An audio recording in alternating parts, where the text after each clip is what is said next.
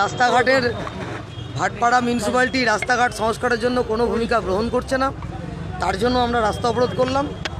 এবং 500-র বেশি পেনশনার যারা 4 মাস ধরে 5 মাস ধরে ভাটপাড়া মিউনিসিপ্যালিটিতে পেনশন পাচ্ছে না, এই পেনশনারদের ব্যাপারটা দেখা উচিত। আমরা ভাটপাড়া মিউনিসিপ্যালিটির এই বেহাল অবস্থার বিরুদ্ধে প্রতিবাদ জানাতে মোড়ে মোড়ে অবরোধ করছি। সেদিনকে আক্রমণ করেছিল এবং সেদিনকে 26 নম্বর রেলগেটে আক্রমণ করলো রাস্তা যখন ভাঙা, সেই ভাঙা রাস্তার প্রতিবাদ করার জন্য। এবং 500-র বেশি পেনশনার তারা পেনশন পাচ্ছে না।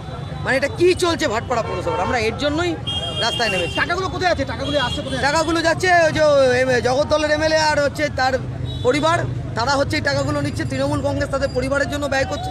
এবং ভাটপাড়া পৌরসভার জন্য কোনো টাকা অ্যালটমেন্ট নেই। রাস্তাঘাট, জল নিকাশি সমস্ত খারাপ। এবং পেনশনাররা 4 মাস ধরে পেনশন পাচ্ছে না, সবচেয়ে খারাপ অবস্থা। পরবর্তী কর্মসূচি কি নেবেন? আবার বিভিন্ন রাস্তায় মোড়ে মোড়ে এরকম অবরোধ হবে। অবরোধে কি চলবে? অবরোধ চলবে না? অন্য বড় সড়ো কোনো? দেখুন, 26 নম্বর রেলগেটে যেভাবে আমাদের উপর আক্রমণ করা হয়েছে, ঠিক আছে, বিভিন্ন জায়গায় আক্রমণ করা হচ্ছে, তারপরেও আমরা রাস্তায় নামছি, রাস্তায় থাকছি।